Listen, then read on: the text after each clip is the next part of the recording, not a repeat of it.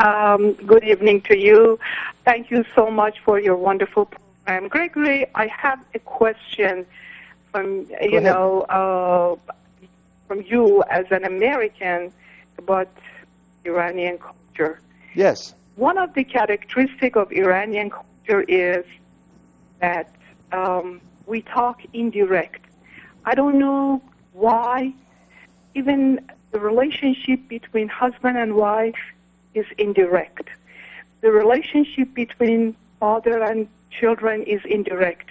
Mother and children is indirect. Friendship is so indirect. We give the message indirectly and expect the hearer receive it directly. And I don't know how do you interpret that? What causes a person to not be so direct and always, try to give the message indirectly, no matter how important this message is. But I don't know, maybe there is some fear involved in that. It's even if the father wants to give a message to the son or daughter, either he goes via mother or some relatives, or even if he tries to say it, he does not address it directly. It's always... Can you give me an example so I can be like on the same page as you? Like, is there an example in your own life that you could actually tell me so I can like maybe get a sense of what it is that you're talking about then? They try to maybe do things in... Well, you're kind of doing it now by saying they, right? As if somebody else is doing it. So let's talk about you. Yeah, let's talk about you. What happened in your life that you have this question? Like my husband, my brother, my son, me. Like, let's talk about what happened that has you have this question so that instead of it being them, it's at home with you. So then we can... An example, like if somebody does not want to go to this particular party, somebody who didn't want to go to a party. Uses instead of saying, I do not really enjoy what's going on whenever we get together, the conversation is not pleasant, or you say something that you're not honoring me or you don't respect me, something like that. But they always go, around the bushes to give an indirect message, and they think that the person should get the hint. They should get the message directly. Yes. But they don't have I'm talking about the Persian culture. I don't know, we don't have the guts to be straightforward. I see that more in other culture, like American culture, European culture, that they're very straightforward. They talk to you black and white.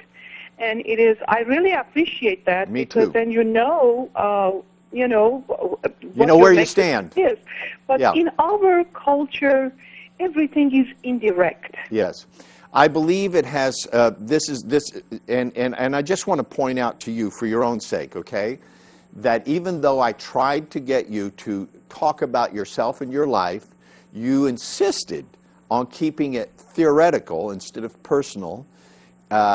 Keeping it objective rather than subjective, and talking about them out there as if they were doing it, rather than talking about what's happening in your own family and your own life on a day-to-day basis. So I just want to point that out to you. I do not have any problem. Nobody in your life ever did this, so that's why you're calling me about it? No. But I have problem with my own culture. Yeah, I know you do. It is. Right. And there are specific people that you're thinking of and that you have in mind when you're talking about this. And I just wanted to point that out to you, that it's almost impossible. Listen, 95% of my friends and relationships are Iranians these days because I'm married to an Iranian woman and we get invited to a lot of Iranian stuff and I'm on Iranian TV. So, it stands to reason. So I totally understand what you're talking about. And I totally appreciate when people are very direct. I come from a culture where if you don't say what it is that you're thinking, they'll call you on that. They'll actually point it out to you and say, I think you mean this, is that right? You know, they'll actually want to get it straight and keep it simple. I believe from my research that being a culture that in which in ancient times as well as in modern times, you could basically be, you know, beheaded, off with their head, you know, if you said the wrong thing or if you addressed the wrong person indirectly, if you weren't, and there were certain people you weren't even supposed to look them in the eye. Yes? Am I right? Our culture doesn't look into an eye directly. Yes, I know. Yeah, and so when in that kind of a culture, the language will always be evasive. In other words, it is very, very, very, very deeply ingrained in you and in your culture because you were raised. Who you learned language from was your parents, who learned it from their parents and so forth. And so it goes back to this sort of evasive, never say what you actually mean. In fact, in Iran right now, there are people watching this show who could get in trouble for watching this show. Right? Yes. Yeah. At home, the girls wear makeup and everybody drinks and smokes and does whatever they do, and then when they go outside, they dress like a pious Muslim. Right? They cover themselves up and everything. So it's a culture in which how you are outside with everybody else is very different from than how you are inside. Yes? So that means so you never really communicate not honest with themselves, publicly. Right? Yeah, well, we say maybe, that they cannot be honest with themselves and they are afraid of their own feelings. Well, and you can't be honest with the people out there because you don't know who's watching, who's reporting, who's you know, whatever, right? There are morality police. There are people who actually watch and report other people. In a culture like that, how are you supposed to just say it like it is? How are you supposed to just speak up and say your mind? You know, you're not supposed to, and that is enforced physically and violently if necessary. You know it and I know it. It's enforced by cultural pressure, it's social pressure, religious pressure, and even governmental pressure. And you can actually feel some physical pressure like being punished if you're too straightforward. So, of course, people are not going to be straightforward in their way of carrying themselves, in their way of addressing, in their way of looking, you know. It's just, it's not... Causes a lot of confusion. I mean, well, yes. if you know, the guy is indirect and the girl is also indirect, or two friends are so indirect, both of them, I don't know how they can have a good, honest, you know, relationship, friendship going on. Listen, I have a great relationship with my wife. We've been together for about 15 years now. She's about if you know my wife, you know she's about as straightforward as they come, right? She's very direct and very straightforward. And yet, even in our relationship, I've had to learn to interpret certain things. Like, for example, you know, the light in the bathroom went out. That means change the light bulb right now. If I interpret what she really means, I've learned in times that, oh, the light in the bathroom went out, that means change the light bulb right now. You know? Wouldn't it be great to go out to dinner tonight after work means you what? You haven't made reservations yet? Yeah, so there's some interpretation that is necessary, and I think that that's probably true in all relationships to a certain extent. But I hear what you're saying. It can be very troublesome, cause a lot of confusion. You know, it causes confusion even in my own family. You know, I've laughed before where I've had my mother-in-law over. I know that my mother-in-law loves watermelon.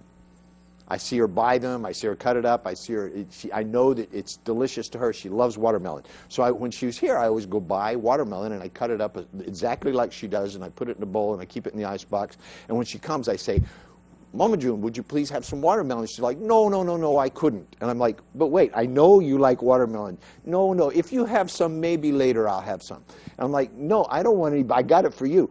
No, no, no, no, I couldn't. No, you go ahead, go ahead. And I'm like, don't do this to me. I got the watermelon for you. Eat it, right? So it's so cute because she comes from a culture and a generation in which, you know, that's, you never say exactly like, oh yes, I'd love some watermelon, please give it to me now, you know. Are you there? Yes, yes, I'm here. Sometimes it causes so much confusion because the person is not honest with himself or herself, and says something indirectly, and they, you know, they expect you to know, even between husband and wife, like saying that, oh, you know me so long, you should have known by now that what I want. Mm-hmm. Yeah. You should have, well, although that they do not utter it, but they expect you to know it, what they want, or you know what they meant. Yep, I got trained very early in my relationship where I think we were on a long trip, and I got hungry, and we weren't going to be anywhere where there was a restaurant for a long time. We were on a long road trip. And so we came to this filling station that had some kind of fast food. It wasn't all that great, but it was like a fast food in there. And so I stopped to get gas, and I told my wife, I'm going to go in there and get, you know, some French fries or something. Would you like some? She goes, no, right? So I came back with my French fries, my stuff, and she said, what, you didn't give me any?